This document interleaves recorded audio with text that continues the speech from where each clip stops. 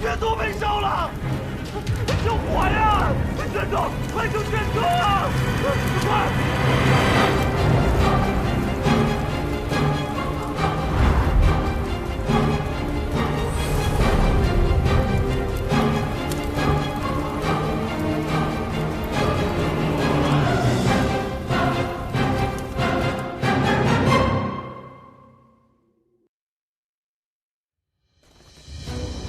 左威卫大将军武安康，多年镇守边陲，数次遇戎狄来犯，为我国土劳苦功高。圣喜2年，硕丹犯境，武将军又率军以一破百，大败硕丹于漠北，获金元之战大捷。今贺武将军回朝，赐青龙黄金简。 金明光铠，再赐康平王府银1000两，绢500匹。所率诸军每人绢5匹，钱10千。钦此。臣叩谢圣恩。武将军，今日议政若有良策，但说无妨。是。诸卿有事奏否？ 臣有本奏。说，龙门赛以贱民互相残杀为乐，为了那一纸贱籍文书，兄弟相残，骨肉分离，无数人因此丧命。臣恳请陛下下旨查封龙门场，革此弊制。真是危言耸听！龙门场让不少贱民得以脱离贱籍，逾越龙门，这明明就是福泽恩重的大善事，却遭你如此诽谤。 臣记得袁绍卿正是因为龙门赛才成了良民，怎么你自己吃了蟠桃就要把树砍了，不让别人吃了？龙门赛乃文帝首肯，袁绍卿却污此良策，岂非在说文帝不仁？袁绍卿此言，其心可诛。此言不妥。龙门赛本意的确是给贱民翻身的机会，但仅让贱民以相扑之术比试，不得伤筋动骨。 后来某些人暗将龙门场变成草菅人命的赌博之地，袁绍卿所奏是实情，你们却屡屡攀扯文帝，此心难道不可诛吗？李氏哪有毫发无损的道理？别有用心之人一番夸大其词，便欲毁此良策，岂不可笑？梅阁老，你怎么看？ 这一朝有一朝的天子，也有一朝之治。此制既未入典律，改与不改的，全凭陛下做主。卢青和张青以往议事总是分歧甚大，今日倒难得一致。鱼跃龙门，朕觉得你们说的很好。还有谁认同的？臣附议。来人，抬上来。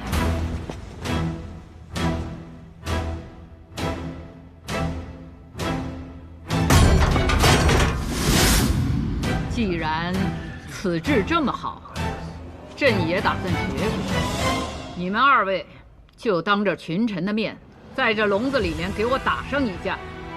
谁赢了，朕就把右相之位给他，可好？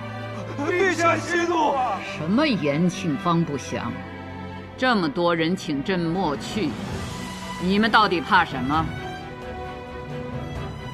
崔青，昨日龙门赛可好看？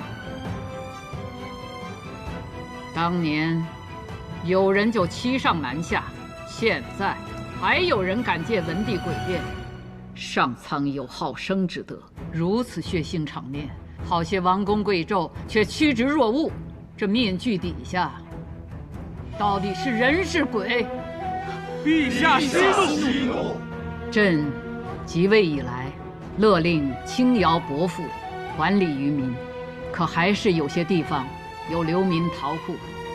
戎狄虎视眈眈，朕调征军饷，却查出国库亏空，桩桩件件哪件不是国事？有些人仗着自己祖上阴德，尸位素餐，不想着如何安民立国，却为维护龙门场这种以人命为乐之所而锱铢必较。崔毅，臣在。你身为刑部侍郎，季卿还未进京就查出你让门客占人田地，干徇私枉法之事，你可对得起你这身上的官服？臣跪对圣恩，万死难赎。国陛下，不要因臣的罪过伤了龙体。陛下，陛下！传圣谕，自今日起，严禁任何人以逼迫、利诱等手段让贱民相搏，若有违者，杖80，流3000里。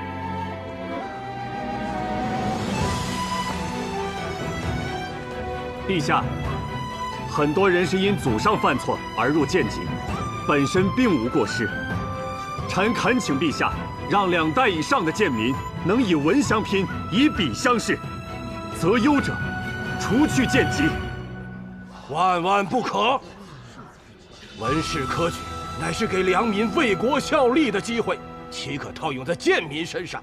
若此剑术无分，届时必会宗制崩坏，动摇国本。李老说的有道理，袁绍卿爱民之心是好，但是如此改制，恐怕过犹不及。梅阁老、李老言之有理，此事不必在意了。元清，起身吧。是。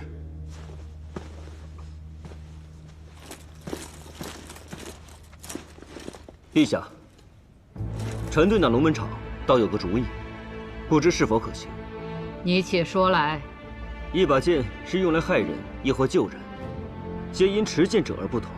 以贱民之命取乐，乃是罪孽，但龙门场本身却无罪，又是文帝御批所建，如此查封弃用，甚为可惜。臣提议，让有武艺者到龙门场比武，以此卓拔人才。真是常年带兵的良将，你这提议与朕想设立武举的想法不谋而合。既如此，就先用龙门场打个前锋吧。传旨，改龙门场为武士场，设监官2人，凡优者列入武官查考名册，择优而取。陛下圣明。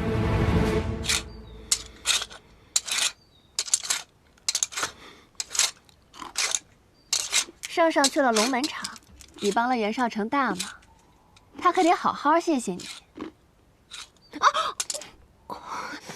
怎么了？受伤了？我看看。没有，磨得太用力，扭着手腕了。那你这大惊小怪的，要把人吓死啊！就扭了一下手腕，叫这么大声，你也太怕疼了吧你！现在想想，也不知道某人在牢里是怎么过来的。换了我呀，早就什么都招了。听到了吗？可别让彩莲挑大梁，他一上刑啊，就全都招了。说什么呢你？那彩莲啊，最近是不是有什么心事啊？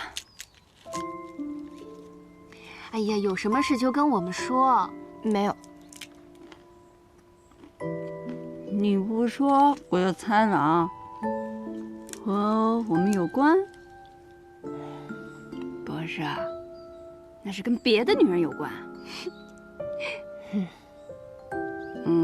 那是跟男人有关。男人？哪个臭男人敢欺负你啊？不是欺负，我直接告诉你们吧。袁绍成的那个下属，叫顾文宇那个，喜欢我。这是好事儿啊。那你喜欢他吗？喜不喜欢都是次要的，现在还没让那些恶人付出代价，哪有什么心思想感情？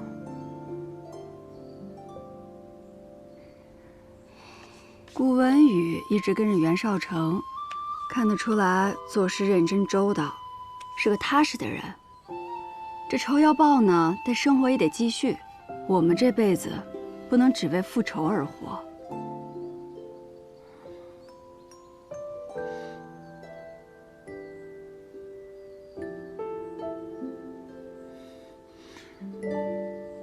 可我若是跟他在一起了，难道能不向他坦白我的过去？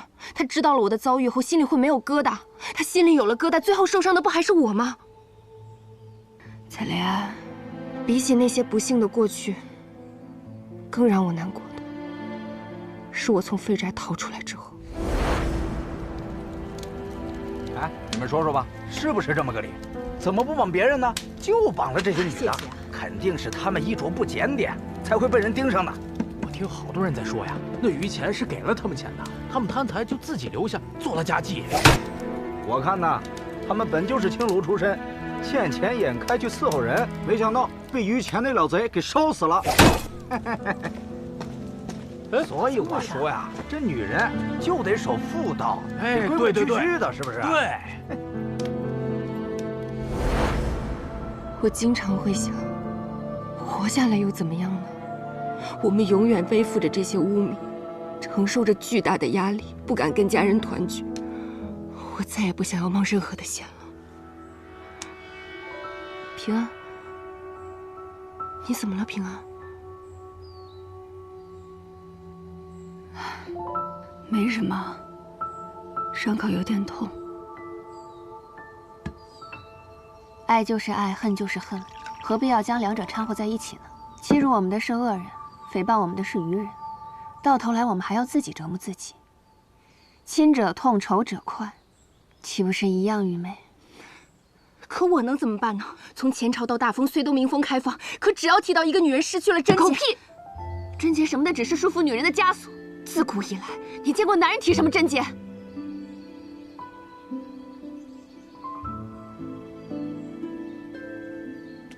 你可有给顾文宇答复？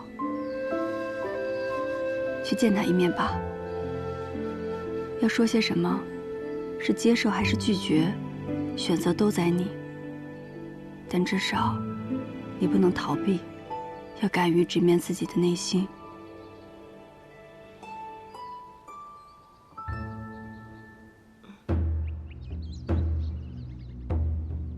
近日，朔丹来函，可汗长女已到了婚龄，朕允准可召选大封王子与朔丹公主和亲，以缔结双方姻亲之谊。陛下，自古以来，只有公主和亲，还从未有以王子和亲的先例。若我朝以堂堂男儿和亲，必会留为笑柄，望陛下三思啊！望陛下三思。哼，笑柄。昔年文成公主远赴外邦，以一己之身保两地和平多年，此等功绩，你们谁能相比？从无先例。朕登基来，早就听倦了。朕能坐上此位，便是先例；朝场女官，便是先例；让王子和亲，亦可是先例。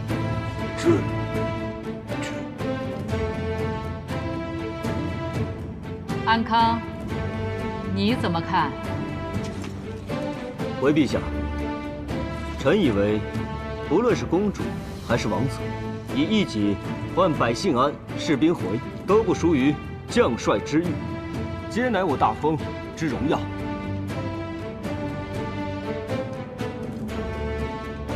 是臣浅陋，武将军所言甚是。和亲王子当属我大封表率。再有几日，硕丹使臣就要进圣都了。硕丹既有示好之意，要惜和字，也要扬我大封之威。陛下之命。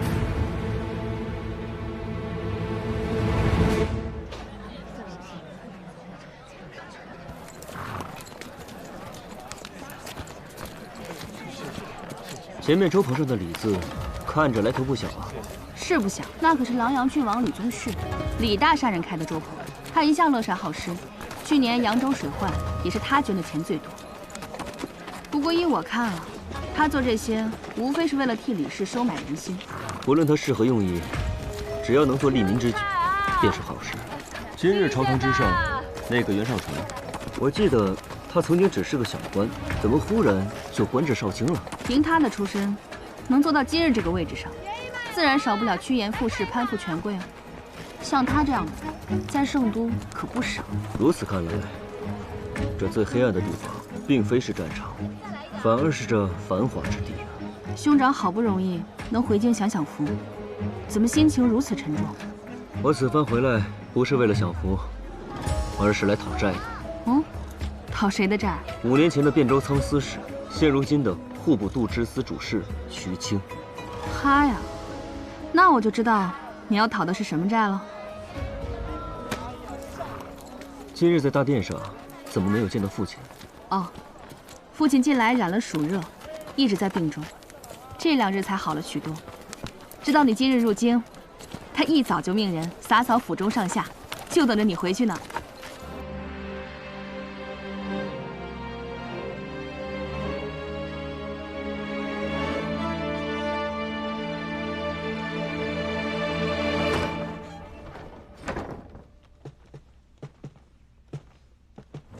父亲，你看，这是儿子亲手为你刻的长青树，用的是父亲最喜欢的紫檀木。这不是子承父业了吗？你看你瘦了多好，人也显得高。也许不是你高了，是为父老了。父亲正值壮年，春秋鼎盛，跟着老子一点都不沾边儿。木雕需要耐性，就是要克服掉这从小爱动的毛病，还不错，这手艺大有长进。我打小就看着父亲刻木雕，耳濡目染之下，也学习到了一些皮毛。贤儿，你兄长送你什么好东西了？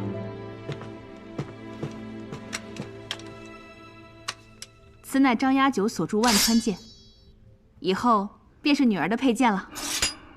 不愧是兄长，投其所好。硕丹求亲一事，圣上秘而不宣，非要等你进京之后才公之于众。你们可知是何用意啊？圣上欲与武士结亲，是为了彰显皇权正统，此其一也。其二，制衡之道，犹如木桶取水，李氏与武士的木板不能一头长一头短，长短一致，这桶中的水方能平稳。此番圣上之举，是想要收回我的兵权。既然你悟到了，那就交换兵权，回圣都好好谋份差事。父亲，儿子带兵习惯了，不适合圣都，也干不好这儿的差事啊。你知道为父为何好木吗？树死木生，人生60亿轮回，周而复始，犹如木之年轮。缘乃天道，亦是人道。你呀，圆融这儿子还是没有参透。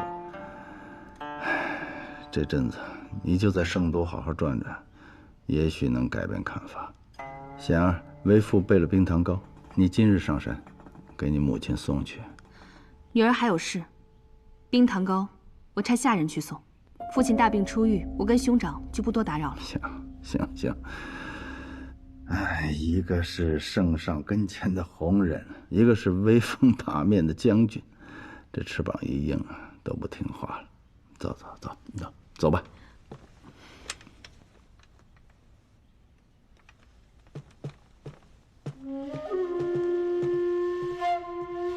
兄长这一回来，府里就收了10几张请帖。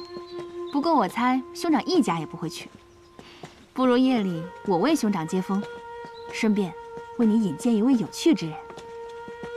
能被你称作有趣之人的可不多见，不知这个人何趣之有啊？他呀，被人称作巫医，前段时间出了一桩悬案。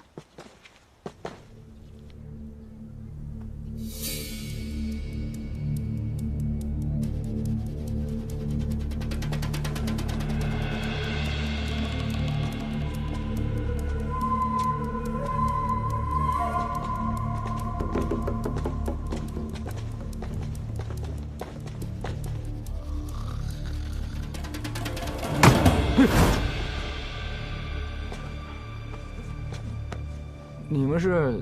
这位是大理寺少卿，要看卷宗。你们要看哪年的卷宗？昭丰2年，御史案。不好意思，我这卷宗的确太多了，没个1、2月的找不出来。卷宗都是按年月存放，怎么会找那么久？你这8成是心里有鬼吧？文宇，带走。别！少卿，实话跟你说了吧，我前几年上任之初，确实核对过历年卷宗，看过记录。御史案之后，这卷宗啊，就被当时升任的吏部侍郎海宜平海公给调走了，最后卷宗也没还回来。这其中缘由，我也不敢问呢。少问少想是智慧嘛。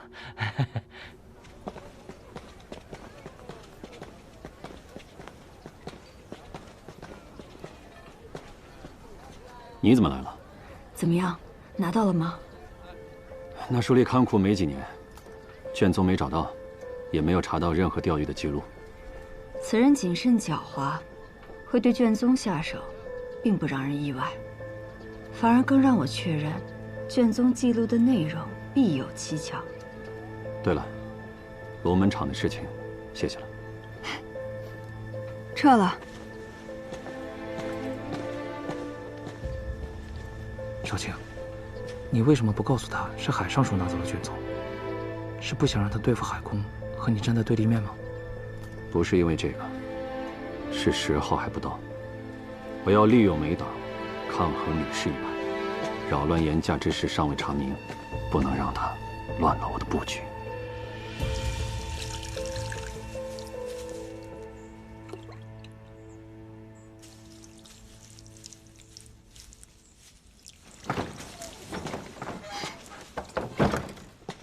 霓裳打探到了吗？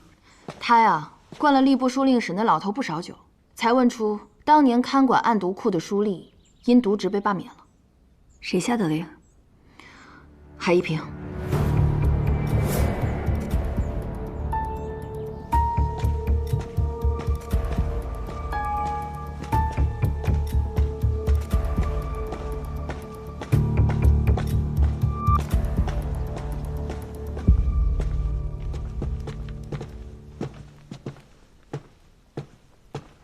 海公，哦，叶信使来了。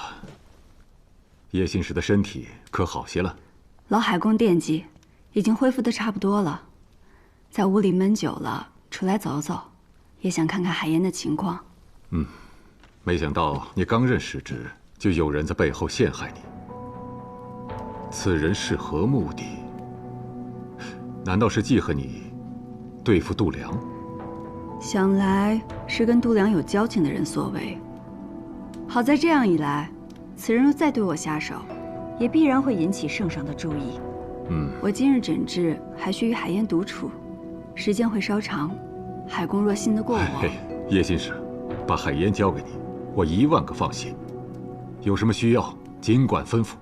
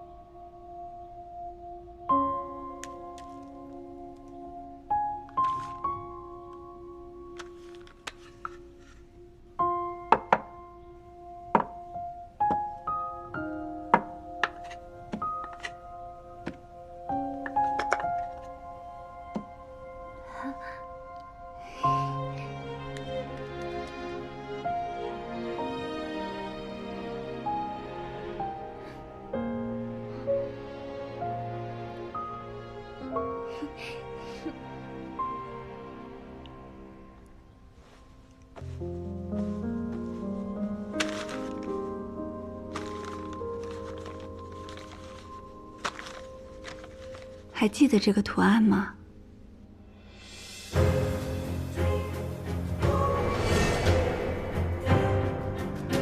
上次你画在那名女子的手臂上，她是你阿兄带回来的吗？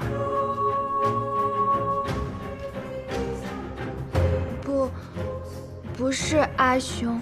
那，你认识那名女子吗？知道她叫什么吗？不认识，只认识阿兄、娘，还有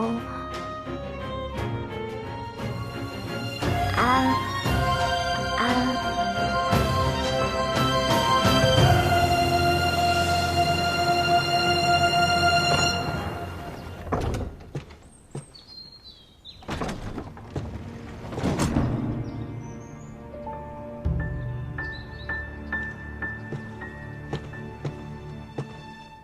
小贪吃鬼呀，快来，快再吃点啊！吃饱了是吧？娘。哎，叶信义来了。哦，人在哪儿呢？还不赶快请进来？他往后院去了。那老身去看看他。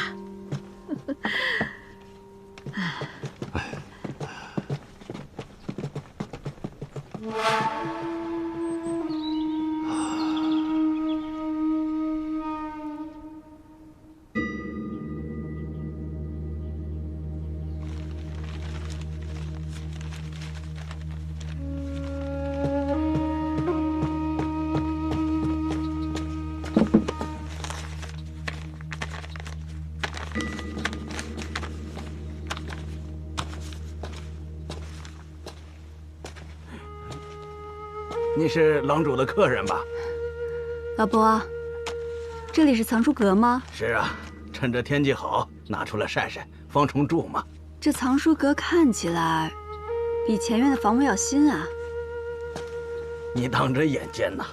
这里原本不是藏书阁，而是一间客房，可多年前却被一场大火给烧没了，这是重新修建的。大火？这里怎么会起火啊？不好说呀。没什么不好说的。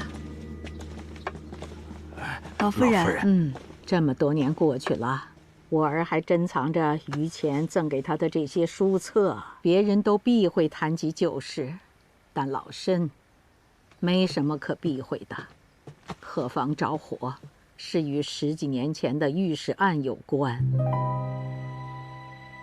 这个案子，平安也曾听闻过，只是没想到海公竟然与于前相识。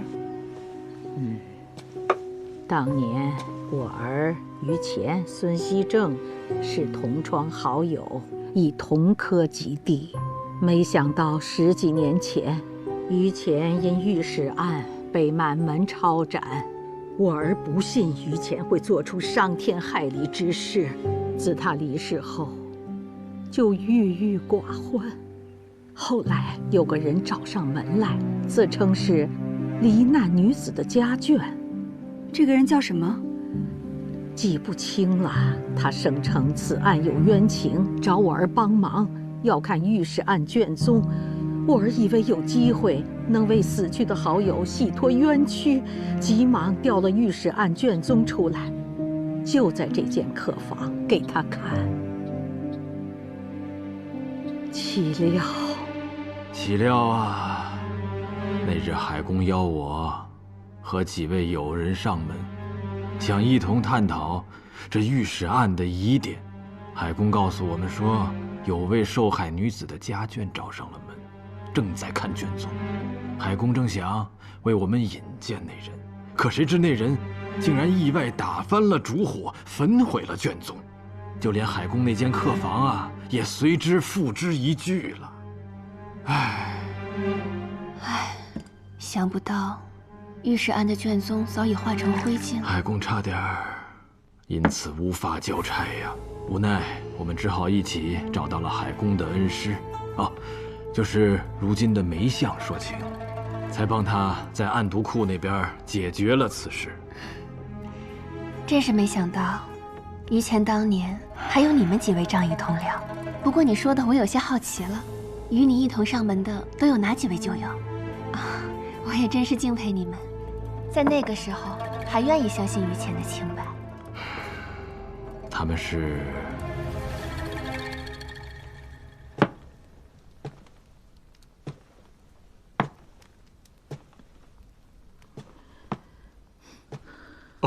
娘，您怎么来了？叶心怡走了。来，坐会儿吧，娘。娘，您这是怎么了？方才在后院，我看到当年于乾送你的书册，睹物思人，每每想起他，为娘这心里就堵得慌。当年你将升迁侍郎，于乾蒙冤狱中，写信托人带给你。当时你不在府中，我就先收下了那封信。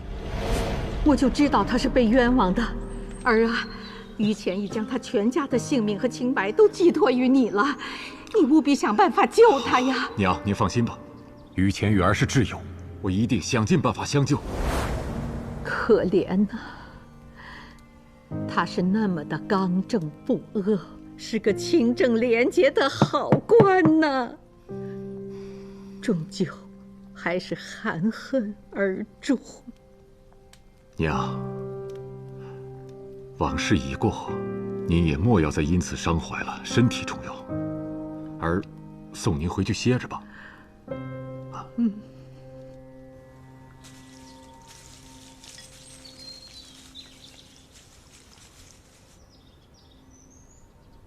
花娘那边吩咐好了吗？一切都已准备妥当，郎主放心吧。好的，可以撒网了。是。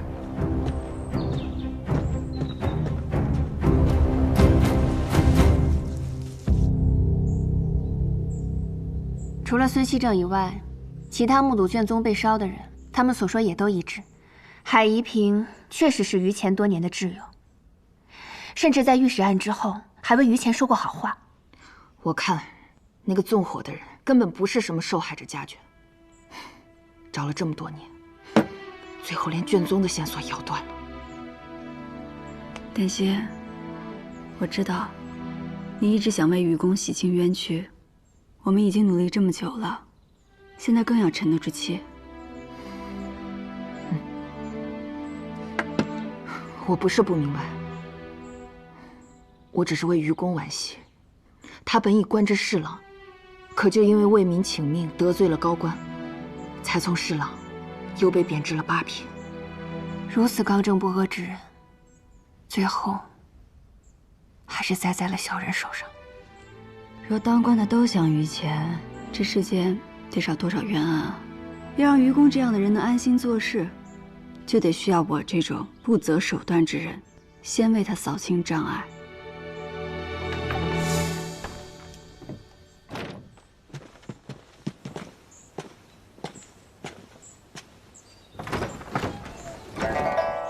武舍人，看样子伤好的差不多了，别老闷在屋子里。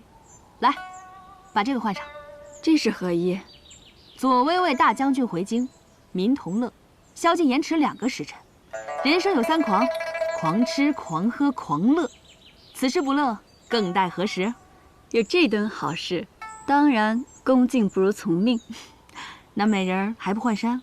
难道要我帮您？谁人如我4级风？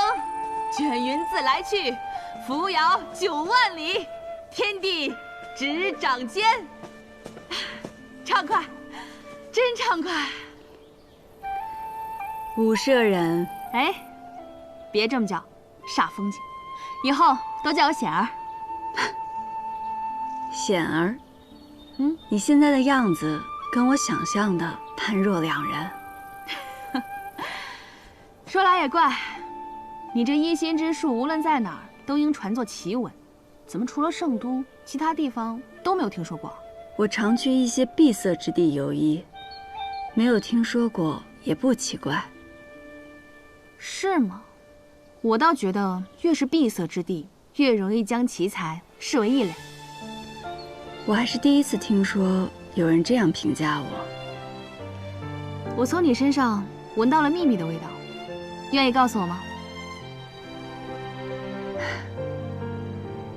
现在还不是时候，也许有一天我会告诉你的。好，到时我一定带最好的酒来听。不过人啊，仍需向前看，不要回头啊。你听着风，多自由。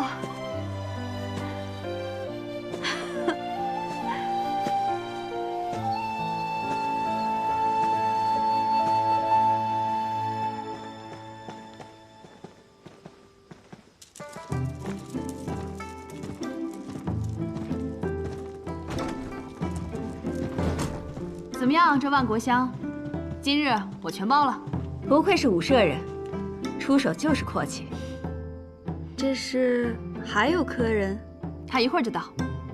花娘，来了来了，快点啊！哎呀，让武舍人久等了。这啊，是我们万国香最善琵琶的歌姬，名唤霓裳。美人如玉，真叫人挪不开眼啊！两位贵客，今日想听首什么曲儿啊？平安，你是客人，你来选吧。客随主便。我看两位贵客气宇不凡，那今日就来一曲《木兰辞》吧。好，这首我喜欢。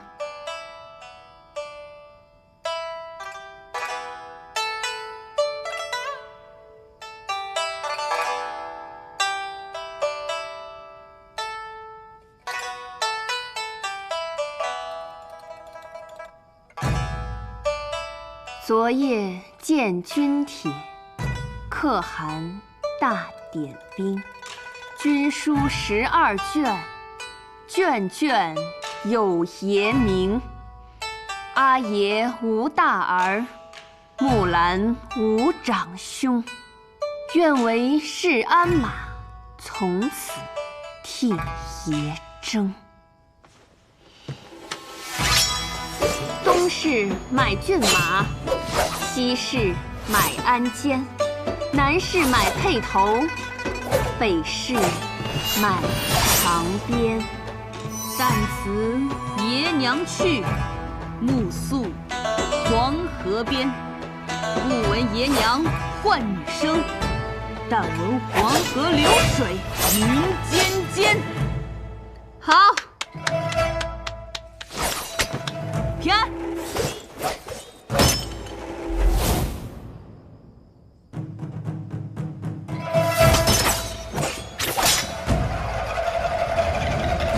起不容机，关山杜若飞。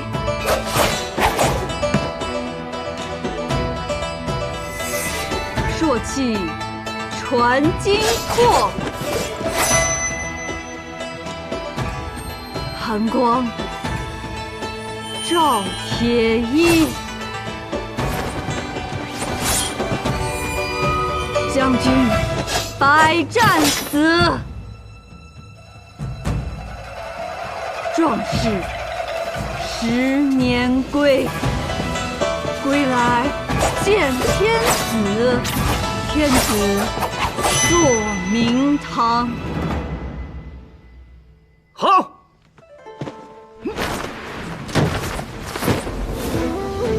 好。好一个巾帼不让须眉！叶姑娘舞剑看似恣意随性，但横剑刺出时却锋芒毕现。你知道我？老李2进2出的一心之才，我戍边归来，显而就与我讲了不少你的故事。原来是武大将军，平安幸会。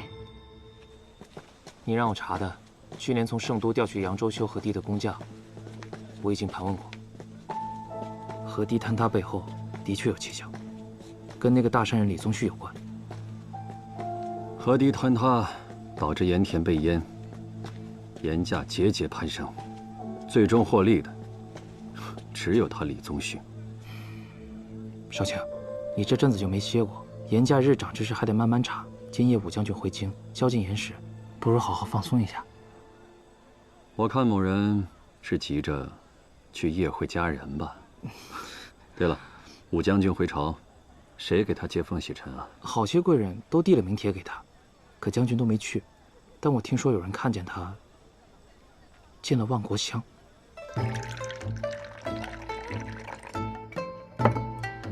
兄长乃常胜将军，守卫边境，保我家国平安。难得回京，今夜这酒可得喝个痛快。不如叶姑娘一起吧。来，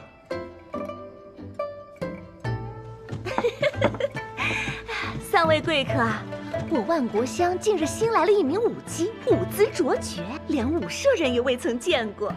今日既然为大将军接风，不如把他唤来一舞可好？没见过的，那倒是新鲜。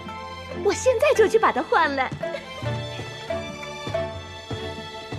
为武将军接风洗尘，这热闹怎少得了我呀？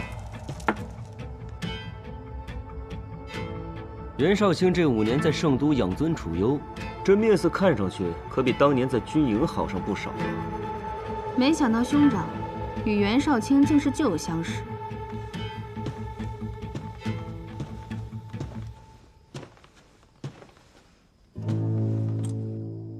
这万国乡的佳酿，可是你在边塞根本尝不到的。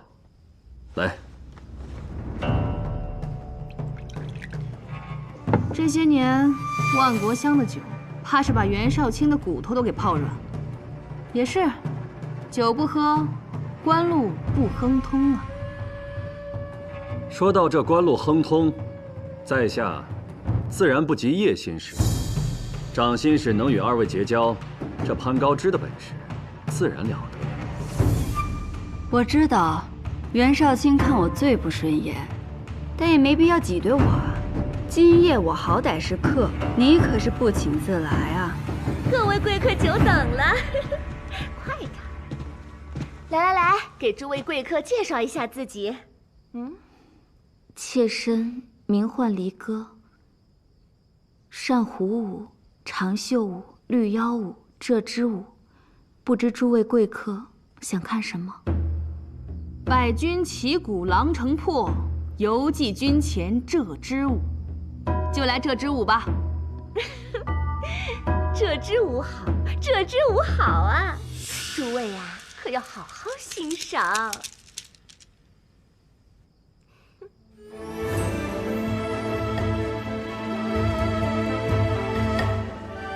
武将军难得回朝，少城为你接风洗尘。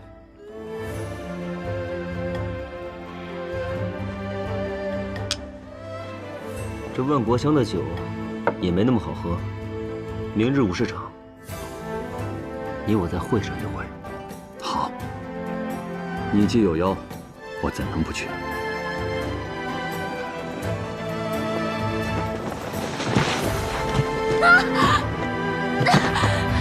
哎呦，这怎么回事啊？我看看，我看看。哎，不中用的东西，万国香的脸都被你丢尽了，还不赶紧起来！起来呀！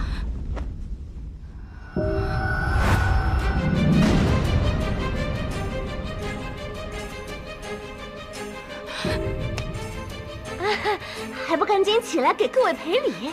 快点儿！还不快给各位贵客赔不是？是我不好，我向诸位赔罪。你先送他回去吧。我的错，我的错。我走。